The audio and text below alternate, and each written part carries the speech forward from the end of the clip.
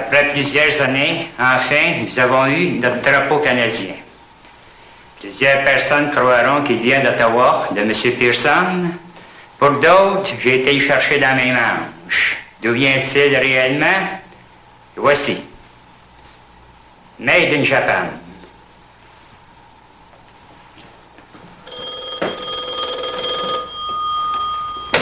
Allô? Oui, c'est moi. C'est toi, Gilles? Bon. Oui, mais t'es en retard. Je t'attends pour aller à Saint-Denis.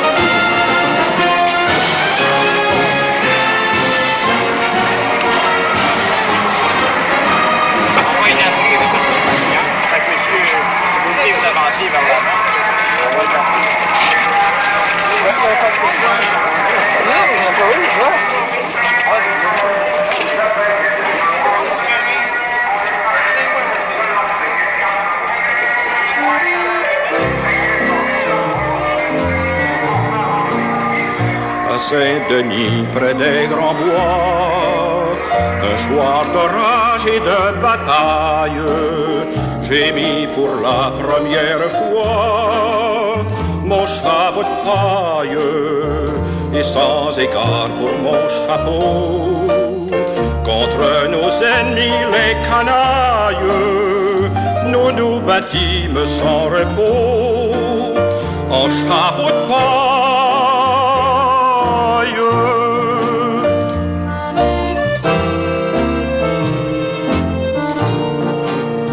Puis lorsque fut faite la paix, j'allais souvent par les broussailles rire avec celle que j'aime en chapeau de paille.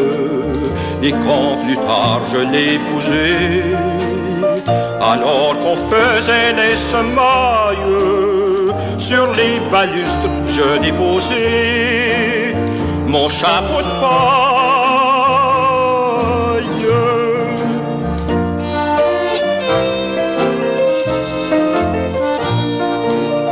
Nous eûmes de nombreux enfants, ça fait plaisir la marmaille, ça vous a des airs triomphants en chapeau de paille. Hélas contre le groupe ardent, le médecin n'a rien qui vaille, et tous moururent en regrettant leur chapeau de paille.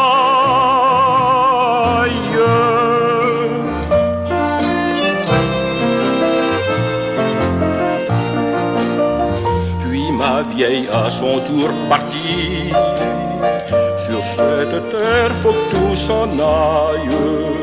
Il me resta pour seul ami mon chapeau de paille. Je suis vieux, j'ai près de 100 ans, je me résigne et je travaille pour pouvoir mettre encore longtemps mon chapeau de paille.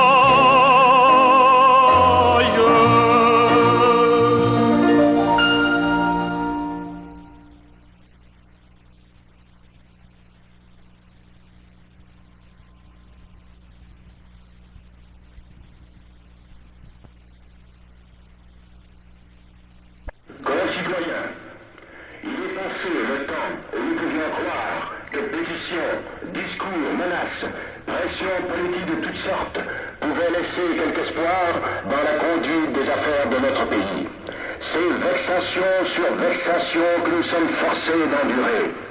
À l'Assemblée de la Confédération des Cipantais, nous avions affirmé notre foi indéfectible à la liberté telle que décrite dans la Déclaration de l'indépendance américaine.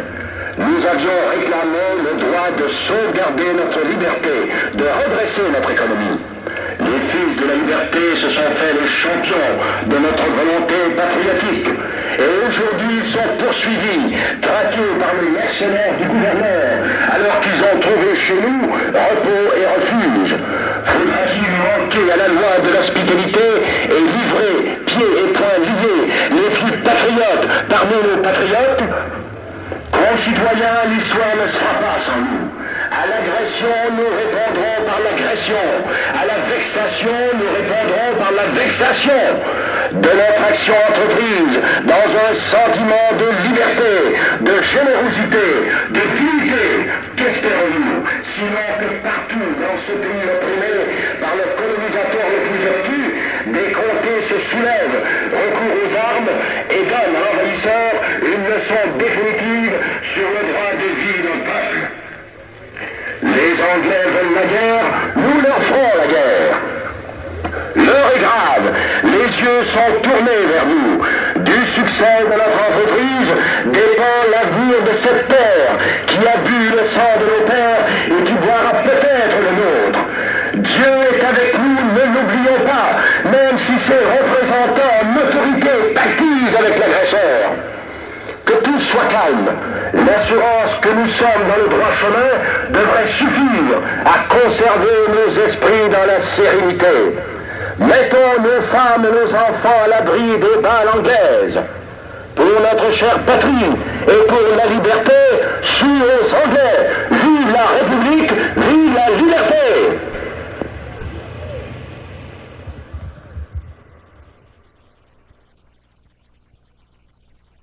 1, 2, 1, 2, 1, 2, 1, 2.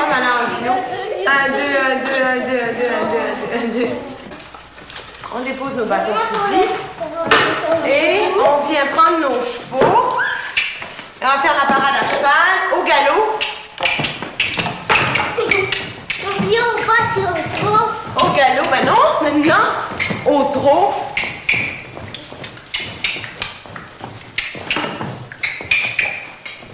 Et au pas, de plus en plus lentement, parce que les soldats sont fatigués. Les chevaux aussi. Tout le monde.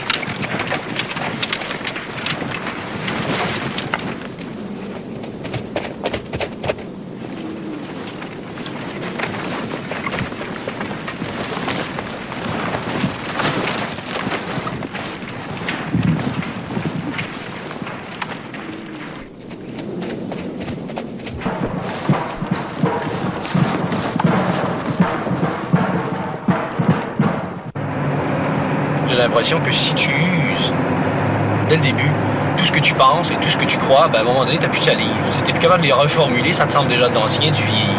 Et les choses qui sont vraies, qui sont importantes, tu les ignores, ou tu les oublies, ou tu les évites même, par peur. Parce que t'es déjà dans le système, t'es déjà dans le... Oui, mais tu l'es dans le système. Ben oui, mais tu peux pas. Qu'est-ce que tu m'as dit tout à l'heure? Ben oui, mais tu peux pas. Je t'ai dit tout à l'heure, tu peux pas te mettre à l'extérieur du système. Oui, mais c'est bien facile, ça. Parce que forcément, la contestation, sous quelque forme qu'elle soit, la société la rapatrie en fait un objet touristique, une attraction, les hippies par exemple. Bon, OK. Alors, pour l'instant, bon, tu joues à être dans le système, tu choisis le mode de vie capitaliste, tu l'as bien dit tout à l'heure. Je l'ai pas choisi, on me l'a imposé. Et j'essaie à travers ce système-là, justement, d'avoir des moyens. Et quand j'aurai des moyens, ce sera peut-être à l'intérieur d'une structure. Quand j'aurai ces moyens-là, à ce moment-là, je pourrai permettre de faire autre chose. La flamme que tu peux avoir, politique ou sociale ou idéologique, c'est pas en la gueulant, en la criant sur les toits, en faisant le prêcheur dans le désert. C'est en essayant d'agir à travers les moyens qui te sont offerts pour créer vraiment ce que tu penses, et non pas en épuisant de la salive. T'es pas d'accord? Non. Ben oui, mais toi, tu te loges comment, toi, finalement? Je veux dire, tu parles très fort, tu avances tes théories, tes thèses. J'avance pas de thèse, je te fais parler. Ben si, tu contestes. Absolument pas. J'ai pas parlé de contestation, c'est toi qui apposes des termes tout le temps. Ben écoute, La première fois que je t'ai revu l'autre jour, oui. tu m'as posé des termes, tu les as enfilés les uns après les autres, soit pour me montrer à quel point j'étais apolitisée, peut-être.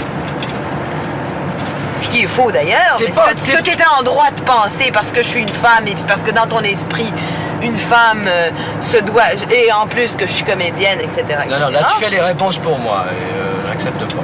J'accepte pas. Je ne suppose pas parce que tu es femme que tu sois apolitisée, non, mais c'est ce que ignorante, du moins quoi c'est que ce ce que tu étais en droit de Je trouve supposer. que tu possèdes certains liens politiques, tu commences à avoir certaines, je sais pas moi, certaines connaissances, mais de là à en faire un système cohérent... J'ai absolument aucune connaissance. Pour moi, justement, les connaissances, il faut que je les acquière à partir de maintenant. Parce que les convictions que j'ai sont justement épidermiques, peut-être. À cause de mes juins, à cause des 4 ans que j'ai passés, etc. Peut-être. C'est encore ces barricades, quoi. Du moins, j'aimerais bien y rester le plus longtemps possible. Les oublier le moins vite possible, les barricades. Et c'est pas important.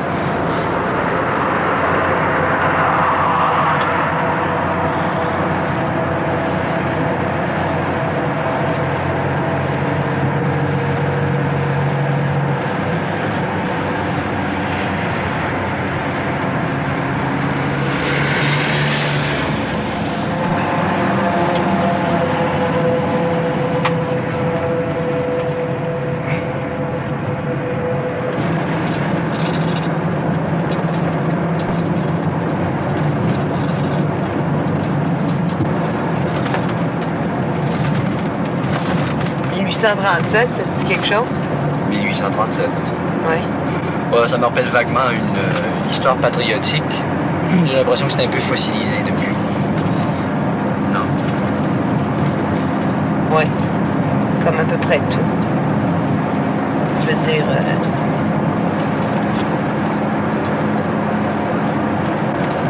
sentimentalement, disons que ça peut tenir à cœur à beaucoup de gens. En tout cas, à moi. Puis tu fais des révolutions avec la sentimentalité. Mais ça a peut-être rien à voir avec la Révolution. Alors quoi, c'est du folklore? Oui, mais je pense que c'est à partir de choses comme ça, justement,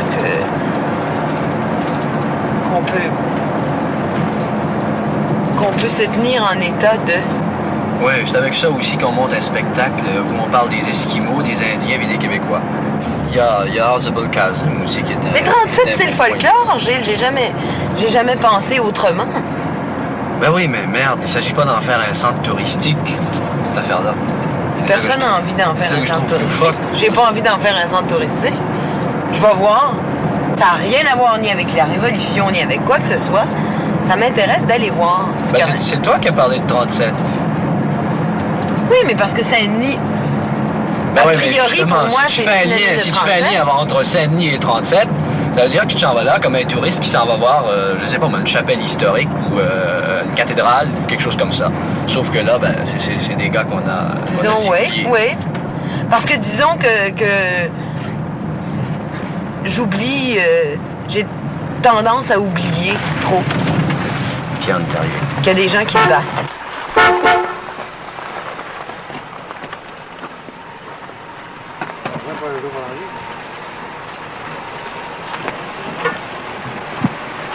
Combien? Toujours. 3 $ d'essence. Du rouge, hein?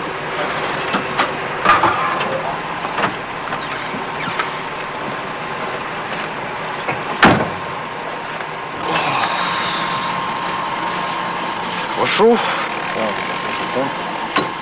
Où c'est situé, ça, la rue Sainte-Catherine et du Lion? Sainte-Catherine et du Lion. Ouais. Sainte-Catherine, tu veux virer... passer l'église à droite?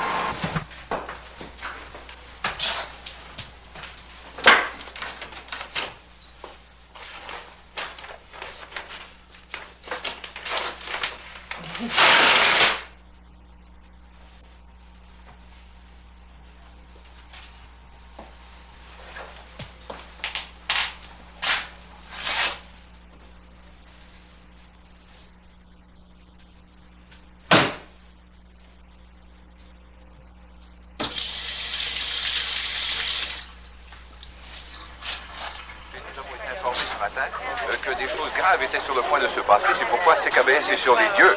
Eh bien, comme vous voyez, la guerre, mesdames et messieurs, oui, la guerre est sur le point d'éclater.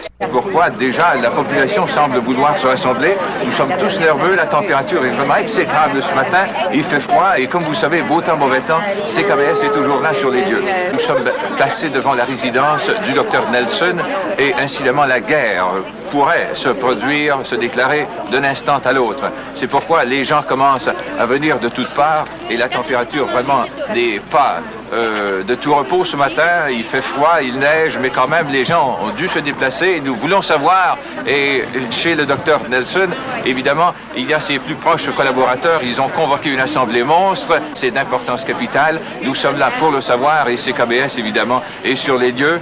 Depuis 30 à 45 minutes, nous sommes là dans l'attente incessante d'une déclaration d'un des collaborateurs, sinon du docteur Nelson lui-même.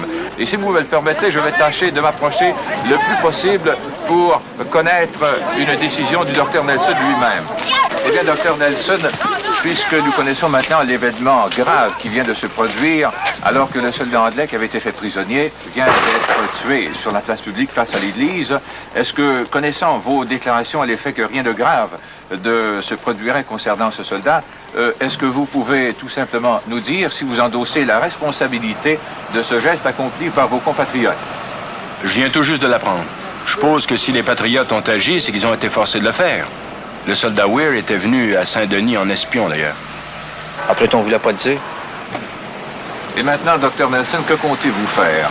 Et quelles sont les conséquences graves pouvant survenir vis-à-vis de la population de Saint-Denis, puisque nous avons appris de sources officielles que les Anglais n'étaient plus tellement loin d'ici?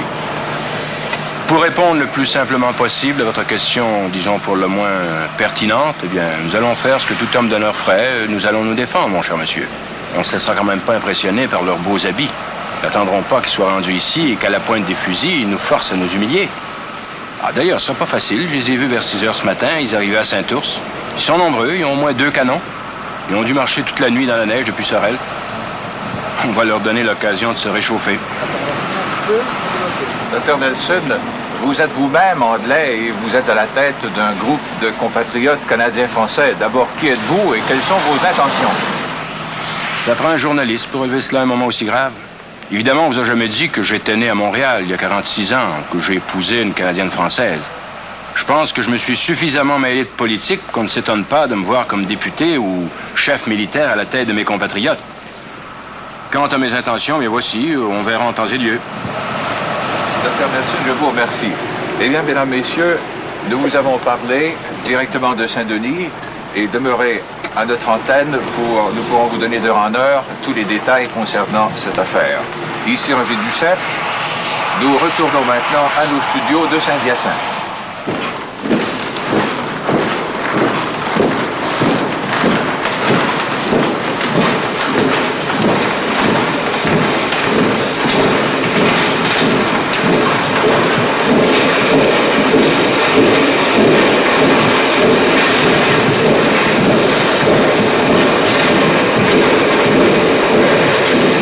La milice est entièrement de notre côté.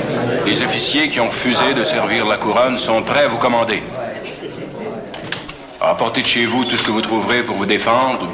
Des haches, des fourches, enfin, ça pourra toujours servir. Ceux qui n'ont rien pourront aller chez le forgeron. Il y a quelques fusils, des bâtons. Pour le canon, je suis pas très sûr. Peut-être que Bourgeois pourrait s'en occuper. Un groupe des meilleurs tireurs s'installera à la maison Saint-Germain. Les autres se tiendront près du petit mur de l'église. Il faudrait ménager les munitions. Il n'y en a pas des tonnes quand même. Les gens de Saint-Charles, Saint-Marc, Saint-Antoine, Saint-Ours ont été avertis de l'arrivée des Anglais.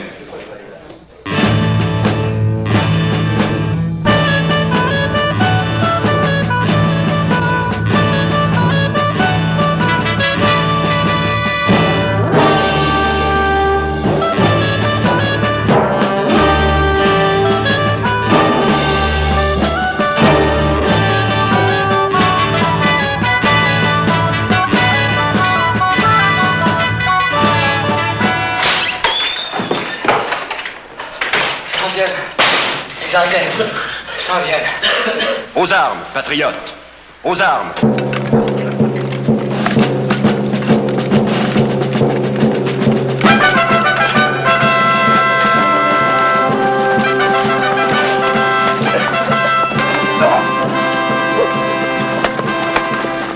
I think we'll halt here, Charles. Will you prepare the men to dismount? Yes, certainly, sir. Halt! Dismount! Dismount! Now look, fellas, we're going to take about a 5-minute break. Haven't got far to go to the village. Have breakfast. All warmed up. Come on! Take a bit of a rest. Hurry up! Not far now. Bring the horses up. The night's march is nearly over. We'll soon be there. Getting tired? Make a rest when we get to the village. Think you can make it through the day? Watch out you don't fall in the river. Charles, arrange to send in 3 scouts into the Certainly, village sir. just to see what's happening. I know. Thompson? Sir? Over here, please. Stanley? Sir? Over here, please. And, Hardy, eh? Yes. Hardy, over here. Want you 3 to go into the village as scouts. Try not to be seen. It's not very far from here, and I want you to come back and tell me what the situation is. All right, understood? Sir. Know your direction? Yes, sir. Off you go.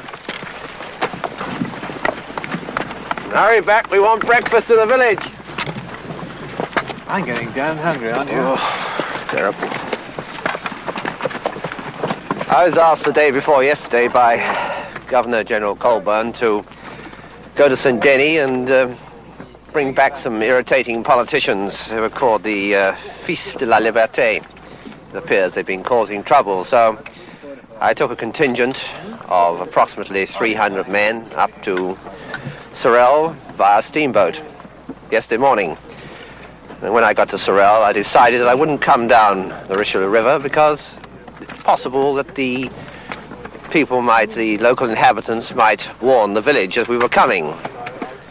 We don't intend fighting any battles or anything like that. It's just a police action in actual fact. And so we left Sorel in the evening and we marched all night. And it was a very unpleasant night, I can assure you. It's snowing and sleeting, and the horses had a bad time and the men had a bad time. And we didn't bring any food with us because I feel we'll get there for breakfast. And if we get to Saint-Denis for breakfast, that'll be sufficient. It's taken us longer than we expected.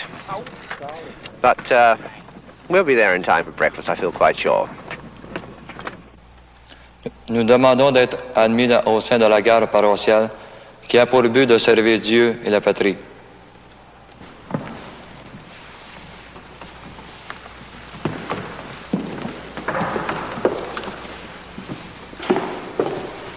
Sur mon honneur, je promets devant l'Assemblée, avec l'aide de Dieu, de remplir mon devoir de garde.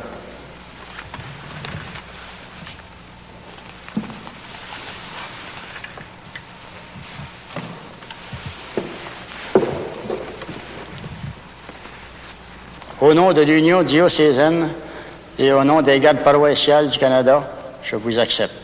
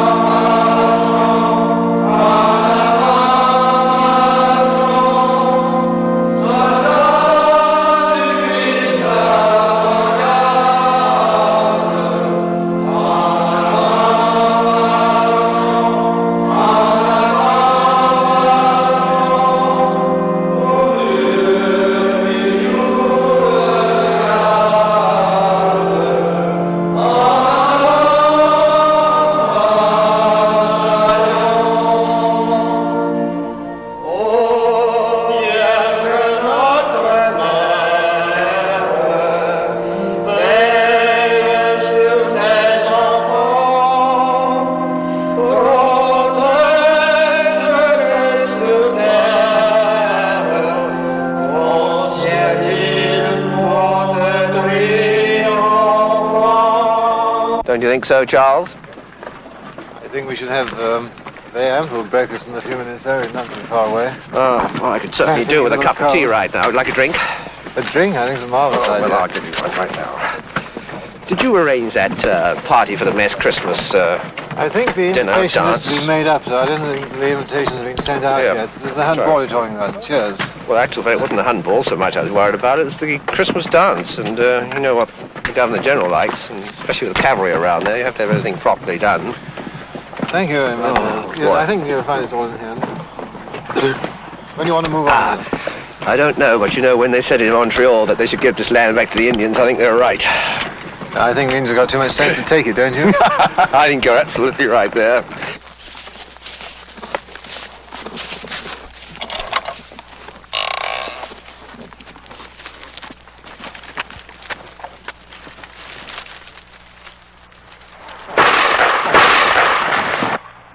On l'a eu, bon.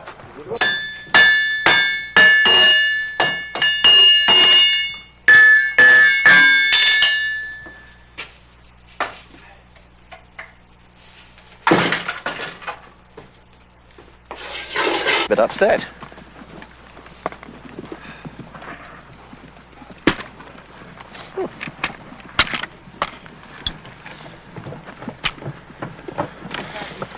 Over here.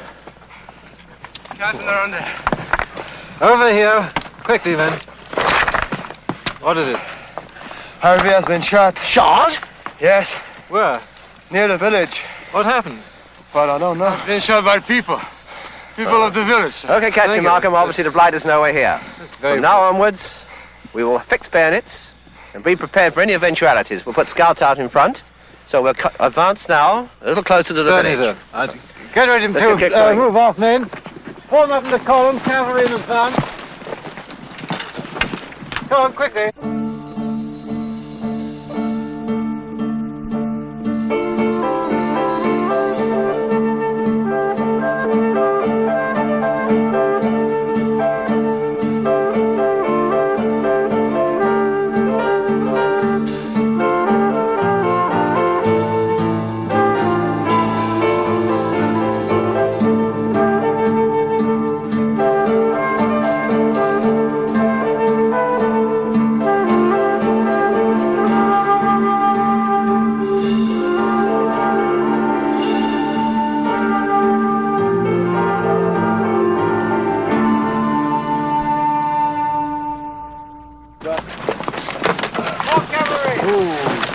much.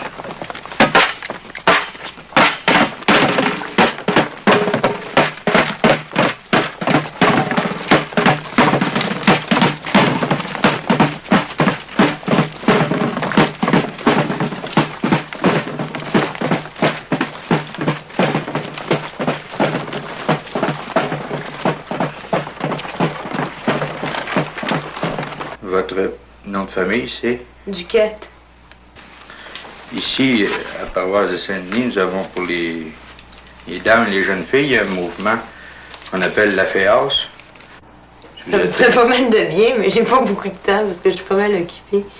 Il n'y a pas aucune obligation de faire partie de ces mouvements-là. C'est un service que la paroisse organise pour aider celles qui veulent en profiter. Oui. Mais on ne peut rien faire dans une paroisse sans la collaboration des paroissiens. Mais est-ce qu'il y en a beaucoup de paroissiens à Saint-Denis? Les paroissiens, le dernier recensement nous donne 1600. J'ai les chiffres ici.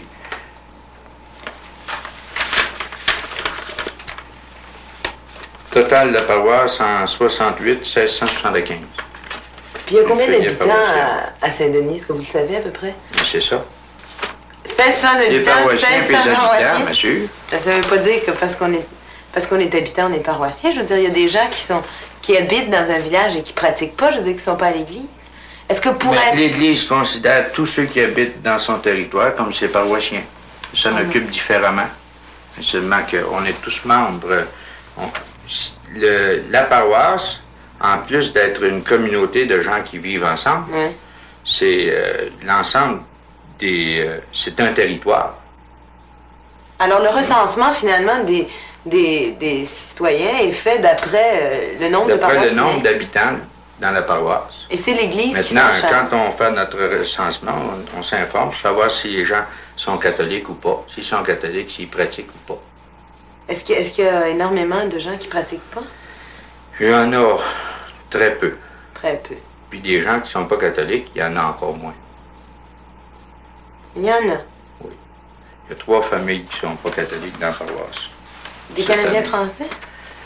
Il y a une famille de Canadiens français, puis 2 familles d'origine étrangère. À Saint-Denis, par exemple, c'est pas un village vieux. J'ai remarqué qu'il y avait énormément de gens passés à 50 ans. Parce que Saint-Denis, c'est considéré, puis ça a toujours été comme ça, une paroisse agricole. Alors, dans le village, il n'y a pas de terre à cultiver. Qui c'est qui vient demeurer au village? C'est ceux qui ont fini de cultiver. Ils sont rendus à 60 ans, 55, 60, 65. Ils s'en viennent au village pour finir leur jour. À l'époque de Saint-Denis, à l'époque de 37, le clergé appuyait, d'une certaine façon, les gens de Saint-Denis. Les poussait à l'action ou les... Je ne sais pas. D'après l'histoire que j'ai lue, c'est le contraire. Ouais, il moi était aussi, contre d'après ça. l'histoire que j'ai vue, c'était pas mal. C'est tout ce que je peux en savoir, parce que j'y étais pas. À la très excellente majesté de la reine, la très humble requête de l'évêque et son coadjuteur, les vicaires généraux, curés et autres membres du clergé catholique du diocèse de Montréal, dans la province du Bas-Canada. Qu'il plaise à votre majesté. Nous, les sous-signés, supplions qu'il nous soit permis de déposer au pied du trône les sentiments de notre vénération profonde, aussi bien que de notre attachement inviolable envers votre personne auguste, et de lui représenter que ce clergé a vu avec une extrême affliction l'état de division, d'agitation et même d'insubordination politique dans lequel s'est trouvé plongée une partie de cette province, et particulièrement le district de Montréal, où, malgré les efforts des pasteurs catholiques et des autres loyaux sujets de votre majesté, on a eu à déplorer l'insurrection d'une portion de 6 ou 7 comtés, mais que la rébellion ayant été promptement réprimée, chacun est rentré au plus tôt dans son devoir. Vos pétitionnaires osent espérer, et en même temps supplier très humblement votre majesté, que les heureux habitants de cette colonie ne soient pas privés, pour le crime de quelques-uns, des avantages et privilèges dont ils ont joui jusqu'à présent sous l'Empire britannique, auquel il est à souhaiter qu'ils soient unis pour toujours. Et vos pétitionnaires ne cesseront de prier pour la prospérité du règne de votre Majesté. District de Montréal, en décembre 1837, Monseigneur Jean-Jacques Lartigue, évêque de Montréal, par A.F. Truteau, prêtre secrétaire. Moi, je serais contre. Vous seriez Je pense contre? bien que l'Église sera contre aussi la Révolution. Armée, la Révolution sanglante, là. Oui, mais une Parce révolution que n'est pas sanglante en l'Église soi, a- elle devient sanglante. Elle devient sanglante, oui. Quand on se défend, parce que les gens à Saint-Denis se défendaient seulement. Ouais. C'est pas sanglant en soi, c'est sanglant parce que ça le devient. Ben, quand on tue quelqu'un, ou qu'on se fait tuer, le coutume, il y a du sang qui coule. mais C'est ça, la c'est une révolution conséquence sanglante, c'est inévitable. les coups puis les morts. Pour moi, vraiment, la moralité est dans l'engagement. Je veux dire, une chose est valable à partir du moment où l'action entre en ligne de compte. Je pense pas qu'il... Mais ça, c'est absolument vrai. Le Christ nous a enseigné ça. Et puis il a reproché justement aux gens de se contenter de penser puis de rien faire. Les pharisiens étaient comme ça, eux aussi. Puis on peut toujours se reprocher à un moment ou l'autre, à chacun d'entre nous, de s'être contenté de penser à quelque chose, pour avoir le courage et la force de le faire. Si vous voulez analyser la valeur de cet acte-là, qui a été posé par quelques-uns, ça peut être un acte d'héroïsme pour l'individu, pour celui qui est à côté de lui et qui n'est pas de la même opinion, qui prétend que c'est un suicide. Ouais. Alors, chacun mûrit à son temps, à son heure, et puis, d'après les capacités qu'il a. Oui. Mais vous pensez pas maintenant, plutôt que dans le monde entier d'ailleurs, je veux dire, à Montréal, comme à Saint-Denis, comme partout, plutôt que d'aller dans des mouvements de paroisse, puis de se regarder les uns les autres, puis de se regarder soi-même, puis de se béatifier, on serait pas mieux, justement, très souvent, de passer à l'action quand on réfléchit et que... Maintenant, par exemple. On est toujours mieux de passer à l'action que de se contenter de réfléchir. Pensez-vous que les circonstances étant ce qu'elles ont été, là, en 37, par exemple, ils ont pris le temps vraiment de beaucoup réfléchir? À Saint-Denis, les gens de Saint-Denis, par exemple? Les gens de Saint-Denis ont beaucoup réfléchi là-dessus, je sais pas. J'y étais pas. Et puis même ceux qui y étaient là, comment est-ce qu'ils faisaient pour juger leurs voisins? Ils devaient faire la même chose qu'on fait aujourd'hui. Ils devaient juger d'après les apparences.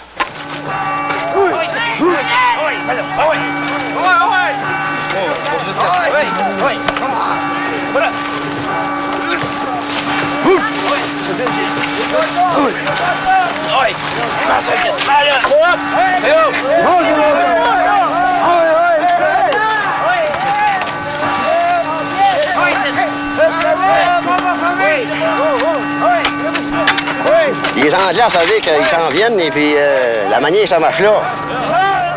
La mèche toute mouillée, ouais, ça a de l'allure. Ça tire pas, ça, cette affaire-là, ça tire pas.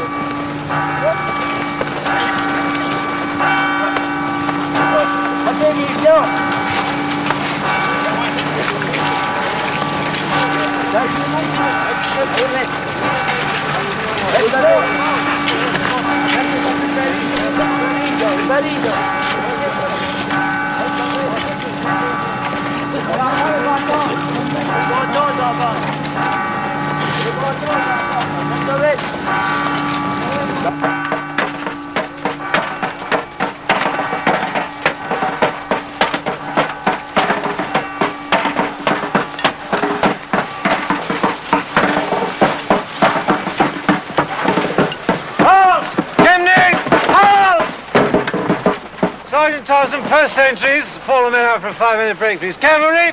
Sir? Prepare to dismount! Dismount. Dismount! Make much of your horses! Des vieux fusils. Ensuite de ça, des fourches, des branches, des morceaux de bois, tout ce qu'on peut trouver on peut trouver pour se défendre. Well, Mark, there was more resistance than I expected. I want 3 sections sent out. One on the river, one down the road, and some of the people around the outhouses here. Certainly, I want the ensign here. Sergeant Thompson, 3 fire. Come on, hurry up there. Get them going immediately. Good, we'll carry on.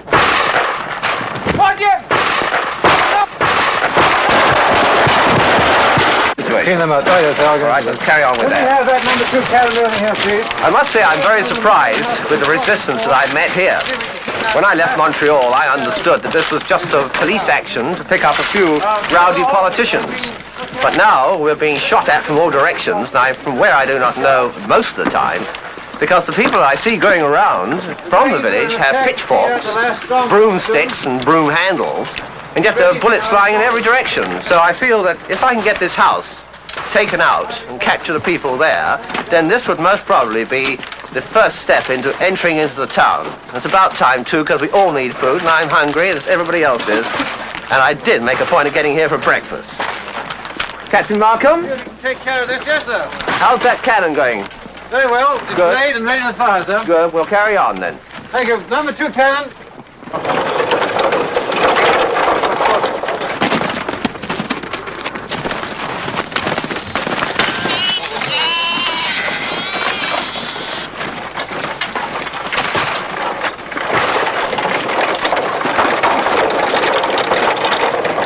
This is a double. 2 gunners. Sir, quickly. Keep looking at them. Keep going ahead. Don't come backwards. As your target's lead in front, prepare to fire. Give me 2 more gunners. Get that fuse off the ground before it comes out. Prepare to fire. Fire!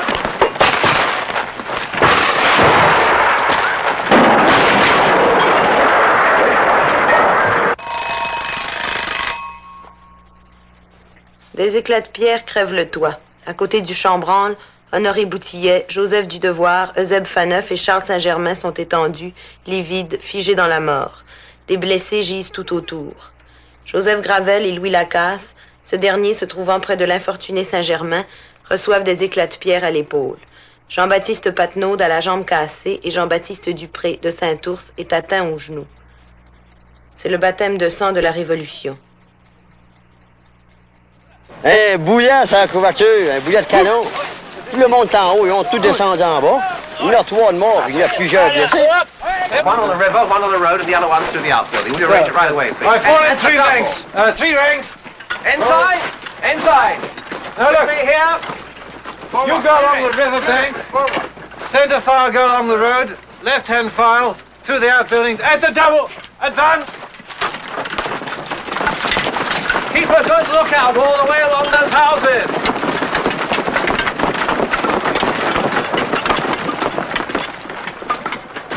Keep a special look on that river patrol. Very important. So.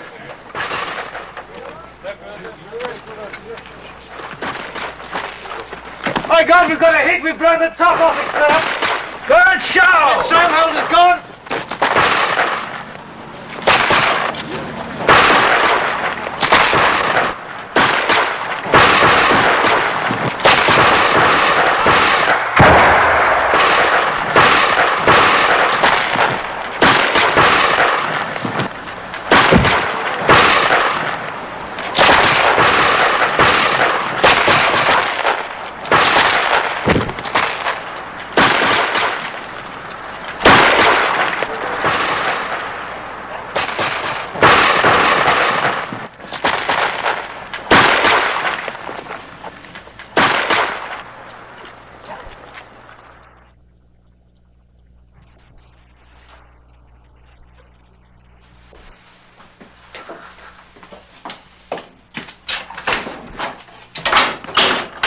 Bonjour, Monsieur Faneuf. Bonjour, Marie-Claire. Comment ça va? C'est à vous, C'est ça, rentré, là?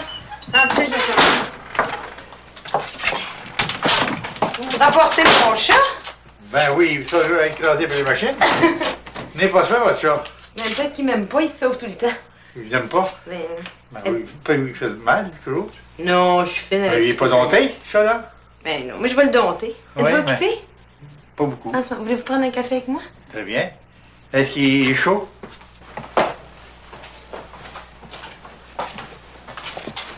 Soyez-vous, Monsieur Faneuf.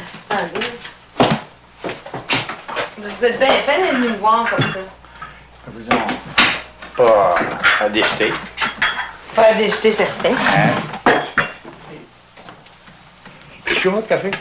Oui, oui, il est assez chaud. Oui, mais tu me brûles, maintenant. C'est le travail. Eh non, il est juste pour vous. Avez-vous de la crème, La Monsieur? crème, s'il vous plaît. On dit pas tout. Non. Comme ça? Ah, ben. Du sucre. À vous du sucre? J'aime bien sucré, moi. Tiens. Vous l'avez apporté, c'est ça le boulet? Ben oui, je vais vous le montrer. Êtes-vous sûr que c'est... Un bouillet de 37. A été trouvé à peu près une arpente de la maison de pied qui a été détruite. Il y en avait beaucoup de boulets. Hein? Le canon était en 2 grammes, je ne sais pas, attendre, pas papa, ça attendait un particulier. Et puis, le canon était allumé, avez-vous, il y avait une grande champ là, puis l'autre champ là. Il y avait un espace, hein. Le canon était en plein centre. Puis il fallait qu'il allume le canon. Il y avait des torches. Il allumait la mèche. Puis il y a un soldat qui arrivait, puis l'autre était dans la maison de pierre, là. Les patriotes, puis ils tiraient dessus. Donc il voyait des gros là, il tombait à terre. Il n'y a pas moyen d'allumer. Ça faisait peur. Il n'y a pas tout le monde qui avait des fusils. Il y en a qui avaient des fourches, des roteaux de bois. Ça faisait une apparence, mais il prenait pas s'il pouvait. Hein? Ça faisait pas fort dans la glace, ça. Les roteaux de bois. Mais ça faisait peur. Ouais, les Anglais, là, quand il y avait 2 gens qui étaient morts, ils pognaient et ils jetaient à l'eau. Ça paraissait trop. Il y avait de morts. C'est les Anglais qui se garochaient eux-mêmes. Hein? Ben oui. Le bâtisse là, qui mettait le canon, là, était tout criblé de plomb. Il avait, après la guerre, là, il avait restauré le bâtiment, puis il l'avait remplissé. On ne voyait pas ça. Puis papa le bâti en neuf. Il a tout démarché ça. On voyait toutes les pièces du bâtiment, toutes criblées de plomb. De toute grosseur. Il y avait des balles gros comme le pouce, des petites balles comme des pois. Ça a tout criblé. C'est bien grave d'avoir gardé ça, mon souvenir. On aimait ça. Puis votre grand-père, il l'a fait, la guerre? Non, il était trop heureux. Ça faisait 1 mois qu'il était marié. Il était se caché dans le bas du curé. Mais il attendait le coup de canon. Ceux qui étaient pas ça, c'est pas drôle. Ouais. Qui voulaient pas être glace. Mais il vous a raconté ça en détail? En détail, oui. Mais pas comme s'il avait été à la guerre, vous. Parce qu'il était pas là. Il était pas loin, là. Non, mais pas drôle. Dans ce temps-là, qu'est-ce que vous pensez que vous auriez fait? J'avais été guerrier commandant. Moi, j'étais chasseur. Une belle caramie de terrain 1000. J'avais eu plaisir avec. Qu'est-ce que vous auriez fait? J'aurais couché quelqu'un. Les Anglais, vous ne seriez pas cachés? Non, non, j'aurais aimé ça. Ça m'a fait tuer. Ça, c'est le risque qu'on court. Oui. Hein? Comment vous avez choisi ça, vos métiers? Tous vos métiers? Ben, c'est venu tout seul. Oui, je commençais à travailler le bois. Ouais. Après ça, je suis engagé à faire d'autres choses. Quoi, par J'ai exemple? pris l'entreprise populaire. J'étais un peu heureux, je vous dis. Je m'en allais une fois, puis j'avais des overalls en coton, puis le bas frottant. Ouais. C'était le soir, ça. Je pensais que c'était un mot, ça venait derrière moi. Voilà, j'ai oublié. C'est pas drôle, je sais plus. Plus à la vie, puis il me suivait. Oh, mes amis, hey, écoutez, pas courageux aujourd'hui, les jeunes gens. Oh, mon Dieu. Je sais pas, ça pour danser, ça irait mieux. Oh oui. Ils n'ont pas d'agrément, les gens comme on avait, nous autres. On s'amusait le soir.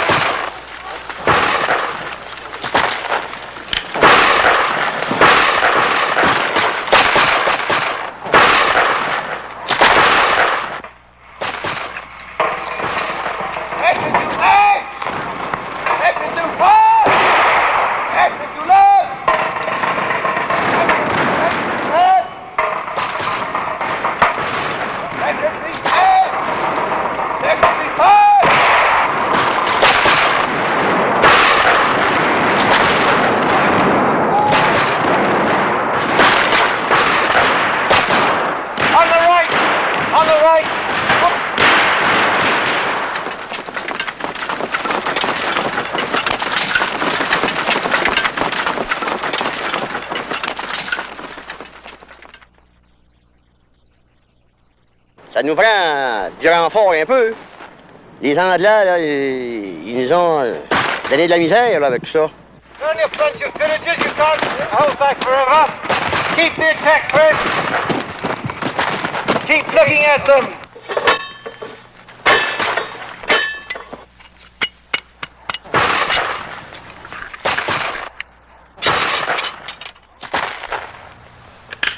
Come in, press their attack. On the left. Look to the front. They're giving away a little bit in the middle. Keep going.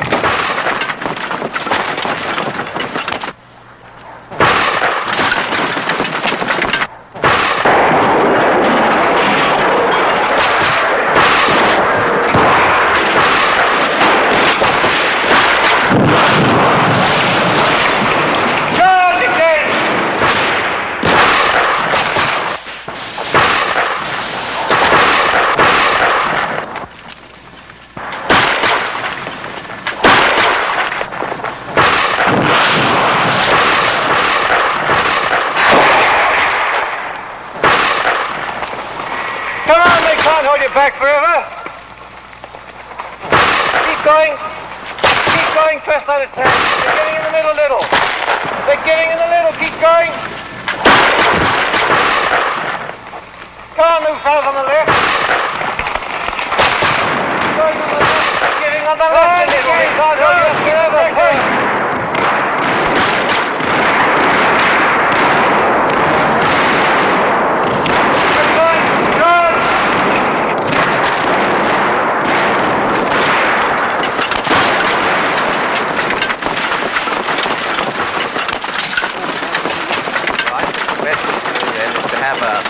An encircling movement, but do it quietly, not a noisy attack. Right, Get the men to fix bayonets and lead a cavalry charge at the last moment. All right. But come in from the river side, the road side, and from the east side.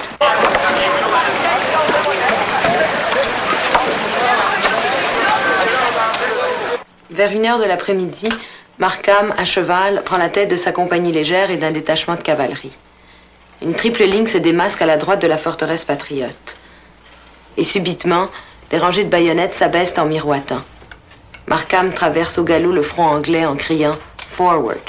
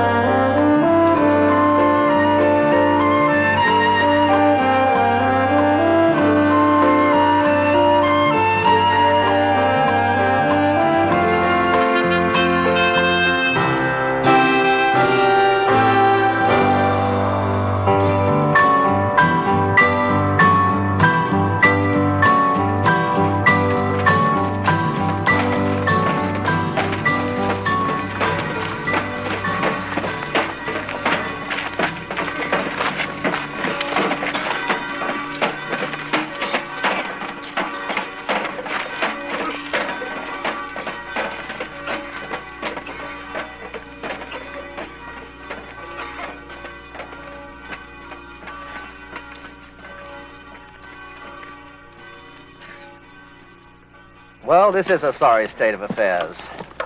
The 4th Cavalry charge that I ordered was a failure, and my good friend and best officer, Charles Markham, was wounded. I've lost about 20 men, and I decided to retreat from St. Denis.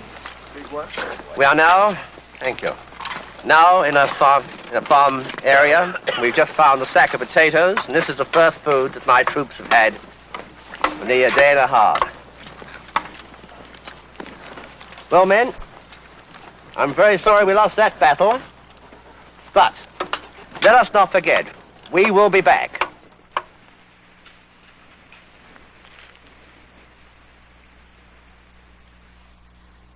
Un jour, on m'a dit que j'avais dans ma famille le grand-oncle de mon oncle Duquette, un héros, Joseph Duquette. Une espèce de martyr, grâce à qui nous, on existait encore. Grâce à qui, moi, je parlais encore français. Et c'était une raison de fierté extraordinaire pour ma famille. Mon père était très fier de ça. Et puis, c'est une espèce de souvenir qui a hanté mon enfance. Il y avait dans l'escalier une boîte carrée avec des parapluies. Un sabre noir, un grand sabre courbé. Et puis un fusil, un vieux fusil, qui m'impressionnait beaucoup. Puis un jour, on m'a dit que c'était les armes de mon arrière-grand-oncle, Joseph Duquette. Qu'un jour, je verrais son nom dans l'histoire du Canada. C'était un gars qui s'était battu pour des causes extraordinaires.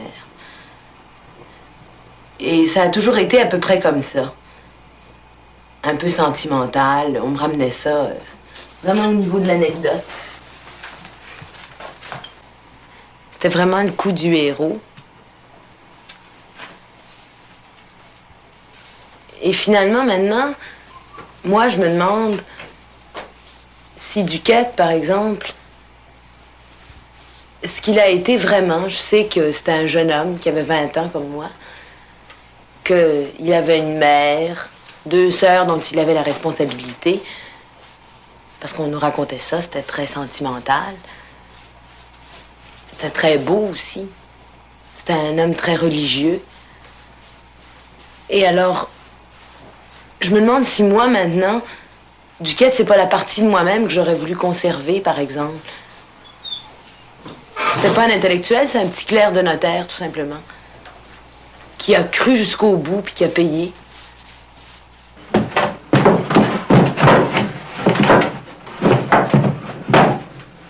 Bon, est-ce que ça va servir seulement pour les patriotes, ces choses-là? Oh oui. Seulement. Pour ça, on en fait plusieurs. Les cercueils qu'on fait autrefois aux patriotes, là. Oui. Les Anglais, ils n'ont pas de cercueil, eux autres. Non. Ils jetent tout à l'eau. Et puis les Canadiens, qu'est-ce qu'ils en faisaient? Les Canadiens, est-ce qu'ils étaient ils en s'occupent ça, puis ils mettent dans un cercueil. Mais les Anglais, ben, ils ne voulaient pas que les patriotes trouvent qu'il y ait trop de morts. Là. Ils jetaient à l'eau à mesure. Et puis, quand je pêchais, et puis j'ai bien arraché un crâne de mort. Vrai? Ça va être en anglais, ça. Ça devrait. Oh oui. On idéalise de faire, mon doux. As-tu fini ton bord, là? Oui, on va le finir, c'est ici. Oui, ben, on va mettre le couvert. Pour que le patriote va rentrer là-dedans, hein? On passe le couvert. Mais il est assez grand pour en mettre 2 dedans. Oui. En temps de la guerre, la profondeur, là. On n'est pas difficile. Non. Ça sauve bien l'ouvrage. Ah, évidemment. C'est pour rien. C'est une dépense inutile, 2 cercueils. Bon, essayons le couvert.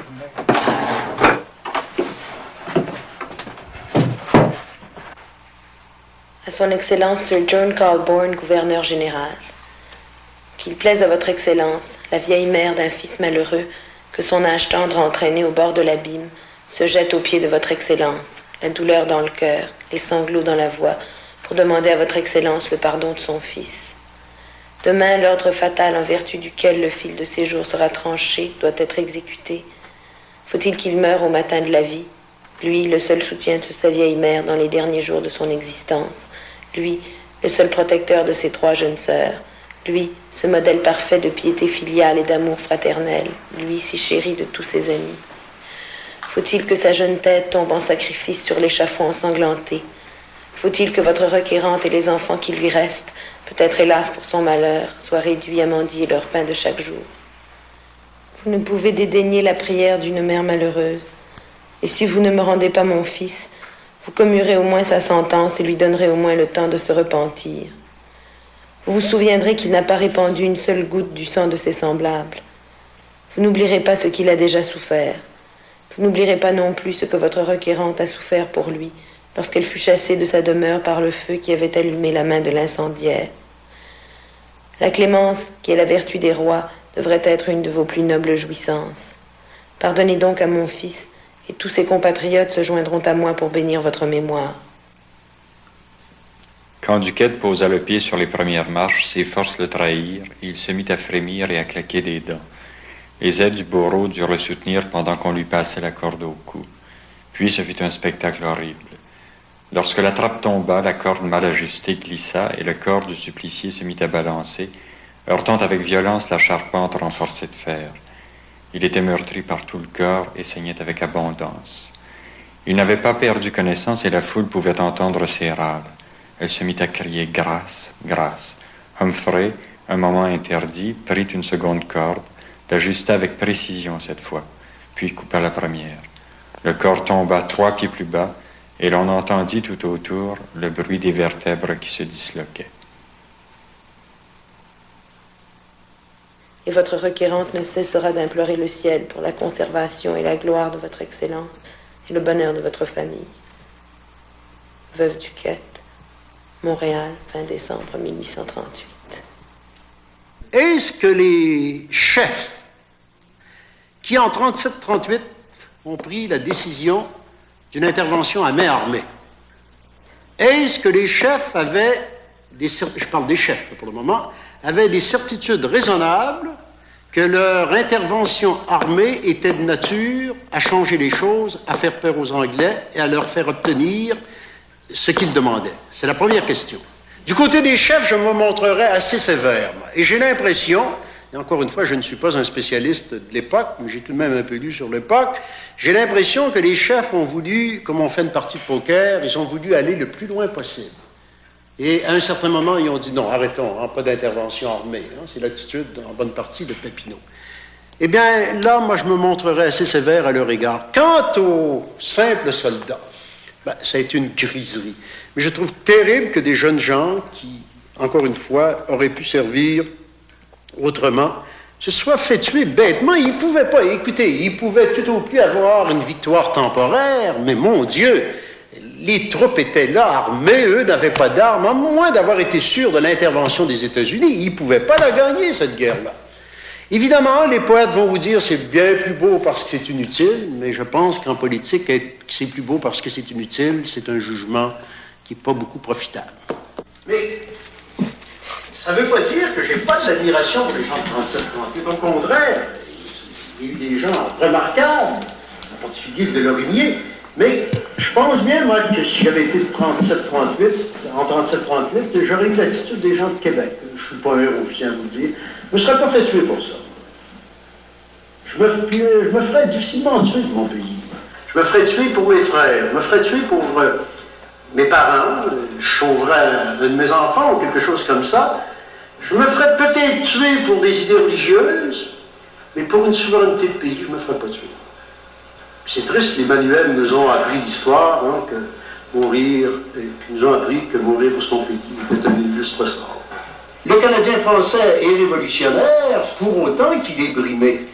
Mais je me dirais tout de même, est-ce que le fait de tuer celui qui ne me permet pas de m'exprimer en français, est-ce que ça va régler le problème? Je m'efforcerais de faire en sorte, moi, de créer, ce sont des grandes idées, de créer des industries où je pourrais travailler en français précisément. C'est peut-être une explication courte, mais je pense que l'économique doit passer avant la politique. Politique, c'est un moyen. C'est un moyen qui, en général, tente beaucoup les gens, parce que le moyen est facile. On se dit, je peux tout changer du jour au lendemain. C'est pas vrai, ça. C'est que une politique qui ne correspond pas à une réalité économique, c'est pas beaucoup durable. C'est pour ça que les changements économiques sont extrêmement importants. Une des grandes causes des troubles de 37-38, c'est l'imbécilité et la mauvaise foi des gouvernements anglais. Donc, tout de suite, je commence par ça. Non, oui, mais continuons. Ce qui compte dans une révolution, c'est de la gagner. Je regrette, mais au point de vue, ce qui est important, c'est de la gagner. Est-ce que l'attitude stupide des Anglais, vous voyez que j'en ai autant que vous, est-ce que l'attitude stupide des Anglais devait nécessairement entraîner une révolution à main armée? Est-ce qu'il n'aurait pas mieux valu et chercher un autre moyen? Quoi qu'il en soit, les résultats sont là. C'est pas la révolution de 37-38 qui a amené le changement. Ça a été plutôt l'effort constitutionnel après 1840. C'est parce qu'on juge toujours les événements, vous savez, on juge les événements par notre connaissance antérieure de l'histoire. Or, toute l'histoire a été une vaste tuerie. Les héros dans l'histoire, ne sont pas les gens qui ont secouru les autres. Le héros dans l'histoire de France, c'est pas Saint-Vincent de Paul, c'est Napoléon. Alors que Napoléon est un tueur, après tout. Alors que Saint-Vincent de Paul, lui, il a secouru les gens dans la galère. Ben moi, j'aime mieux comme héros celui qui a permis aux autres de vivre. Donc, c'est facile aujourd'hui de dire ça, mais moi, la petite fille de la Croix-Rouge, là, qui, au Biafra, fait quelque chose aujourd'hui, pour moi, ça, c'est un héros. Ça, c'est une héroïne, ça.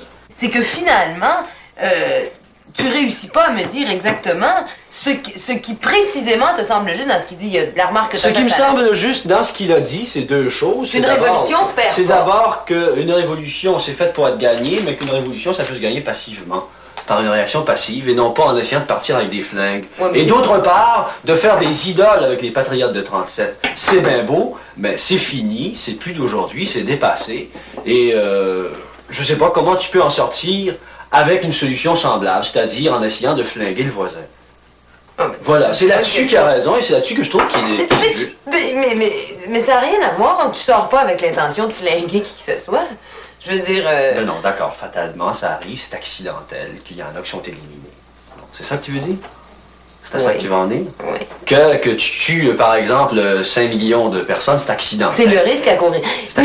Non, mais de toute façon, ce qu'il y a de grand, c'est que... Par exemple, moi, personnellement, ou des intellectuels soi-disant pro-révolutionnaires, je me pose la question à savoir, le moment où c'est... Arrête ta salade aussi. Le moment où c'est venu l'urgence, quand il faut vraiment... Où c'est vraiment... T'es vraiment placé en situation où il faut que tu choisisses. Ou t'es pour ou t'es contre. Quand est-ce le moment que tu vas arrêter de raisonner et de dire oui, c'est pas le moment, tu veux qu'on joue vache? Ok, je vais jouer vache. Ou il y a cette position-là, ou l'autre position, c'est celle qui est extrémiste, qui est fanatique. Non, la position inverse. Si t'es pas pacifiste comme il se dit, ou comme il soi-disant semble être, à ce moment-là, tu deviens fanatique, tu deviens extrémiste, maniaque, et tu crées, mais volontairement, un état de crise et de terreur. C'est-à-dire, tu pars, tu places des bombes, tu fais des conneries comme ça, tu essaies d'en accrocher le plus possible pour créer un climat de crise artificiel. Et là, tu peux peut-être arriver à un résultat. Mais, élancer des théories magnifiques et tout, les recréer, les refaire, les retirer, tout, là, je trouve ça stérile. Ou tu deviens fanatique, con, niaiseux, idiot, puis tu casses tout, ou ben non, tu dis non, je suis pacifiste. Et je trouve qu'il faut respecter la vie humaine, t'attends tes secoupes volantes. Tu te désintéresses. Tu te désintéresses, oui, tu t'achètes la collection archive, t'écoutes des disques. Je trouve ça déplorable à notre âge d'en arriver là. Et je trouve ça très triste. À ce moment-là, j'aime autant arrêter tout de suite. Ben non, à ce moment-là, t'as l'autre possibilité, deviens fanatique, va placer des bombes, embarque-toi dans la FLQ, fais quelque chose. Mais pas rester ici, là, dans ta retraite, à l'autre bout du monde, à essayer de faire revivre des vieux mythes. C'est pour ça que la révolution, c'est pour ça que mon option révolutionnaire est fausse. Probablement, c'est ce dont je me rends compte. Comment peux-tu concilier les faits entre le fait de dire il y a oppression et il n'y a même pas l'embryon d'un climat révolutionnaire? Moi, je te dis justement, étant donné qu'il n'y a pas d'oppression, il y a peut-être des inégalités sociales, il y a des injustices sociales.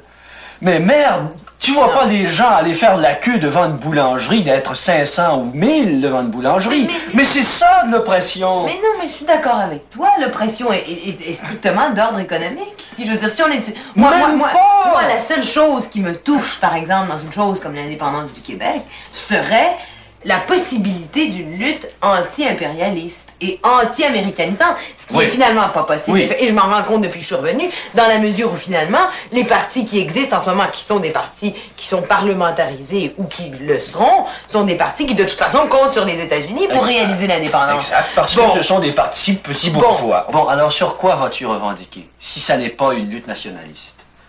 Mais tu me parles comme si je... Ben justement... Ben écoute, moi, tu me taxes d'être le dernier des crétins parce que je prends une position d'extrême droite. Je prends pas une position d'extrême droite, j'essaie de trouver un slogan, un lien sur lequel on va revendiquer. Quand en Russie, ils ont dit « on veut la terre aux paysans et on veut les usines aux ouvriers », il y avait quelque chose derrière ça. C'était une réalité. Mais ici, quelle est la réalité, sauf le fait qu'on parle en joual? C'est peut-être dans ce sens-là que tu vas me dire. Je comprends pas du tout, parce que finalement, reprenons... les patriotes, par exemple, me touchent dans la mesure où, sentimentalement, ce sont des êtres qui, une fois pour toutes, ont dit, bon, ben ok, c'est correct. Mais les habits rouges, ils étaient là quand les patriotes se sont révoltés. Oui, bon, d'accord. Ils avaient une raison. Les gars étaient à la porte de Saint-Denis avec des flingues. Ok, oui, bon. Alors maintenant, on part sur quoi? Oui, mais justement, il faut savoir pourquoi. D'abord, moi, je veux pas gueuler pour gueuler, etc., machin, ça m'intéresse plus. Je veux dire, tu vois, c'est ça que j'avais peur. Moi, j'ai l'impression que tu veux mettre la société dans un état de contestation pour le simple fait que l'état de contestation est un état stimulant.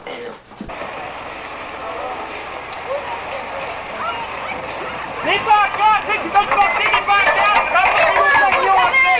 Les contestations, c'est mieux. Une pancarte, vous pouvez ramener au camion. En avant, les patriotes. Les patriotes sont là. Il y en a encore. Non, cette valeur, ça prend des bonnes mains.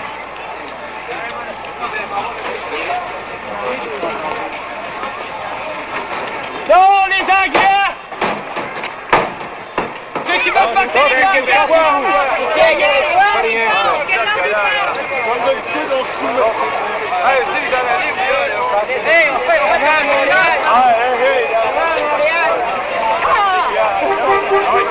Québécois un jour, Québécois toujours. Le PQ en action, apportez-le. Le MIS. Pas d'école anglaise, c'est pas ça. À la masse. Monsieur le Président, mes chers amis, invités d'honneur aussi, cet après-midi, nous faisons comme depuis 7 ou 8 ans, nous célébrons d'une façon particulière l'événement, l'anniversaire de l'événement de 1837 qui vous dit à tous, je pense, quelque chose. Mais peut-être, de plus en plus, ça vous dit quelque chose.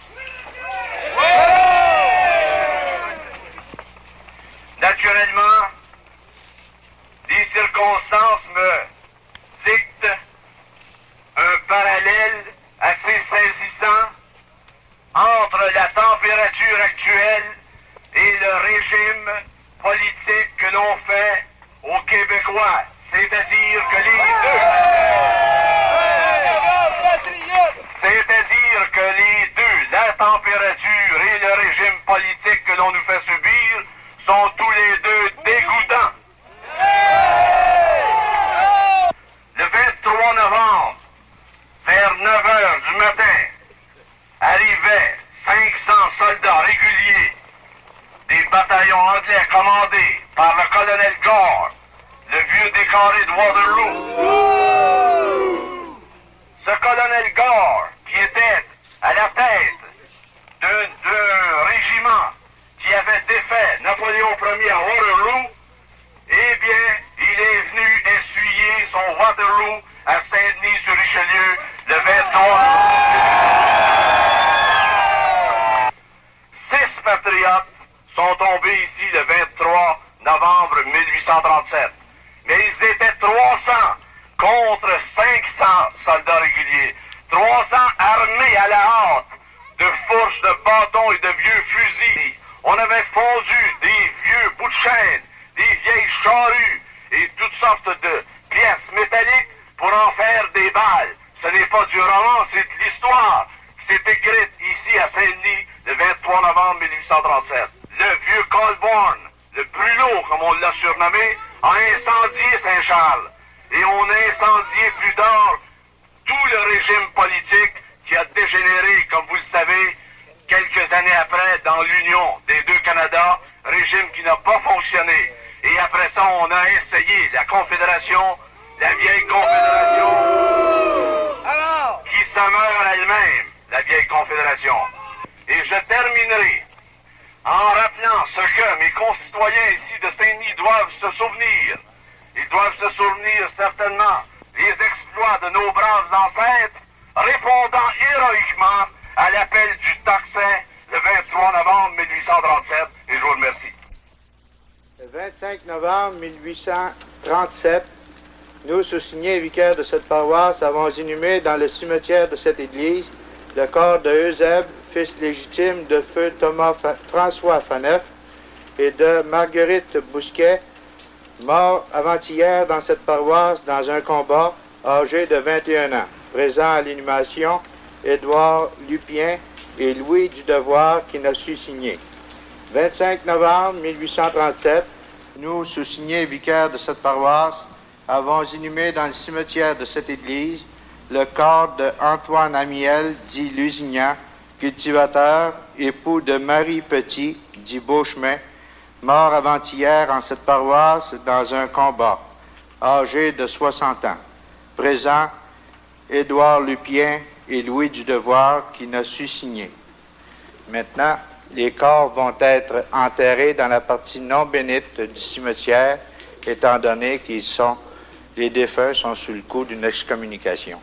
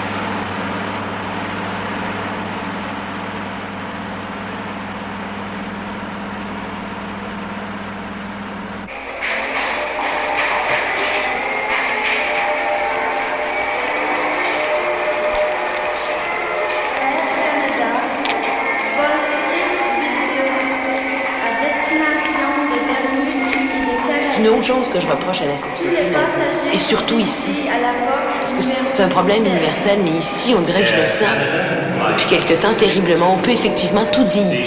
On est libre complètement. La liberté de parole, on l'a effectivement. Mais on est conditionné de telle sorte, et si bien et si subtilement que jamais, de toute façon, on agira isolément. Il y aura un gars qui posera une bombe une fois, et on dira c'est un petit imbécile, mais je serai probablement la première à le dire. C'est ça qu'il y avait d'extraordinaire.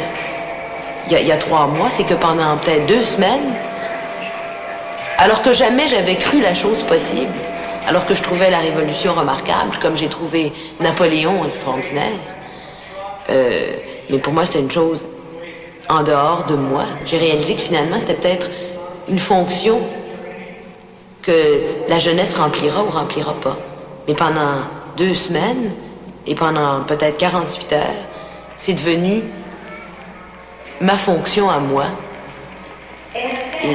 Et c'est vraiment un état d'esprit qui ne peut exister que... Je sais pas si peut-être qu'en France, ça a été un accident. Peut-être qu'au fond, il n'y a jamais eu, et je pense que c'est ça, de communication de pensée et de véritable entente sur le fond de l'affaire entre les ouvriers, les étudiants, les intellectuels. Mais... Et c'est ce qui me désole à propos de 37-38, c'est ça, les accidents. C'est que c'est possible et on n'y croit pas assez, alors ça se fait pas.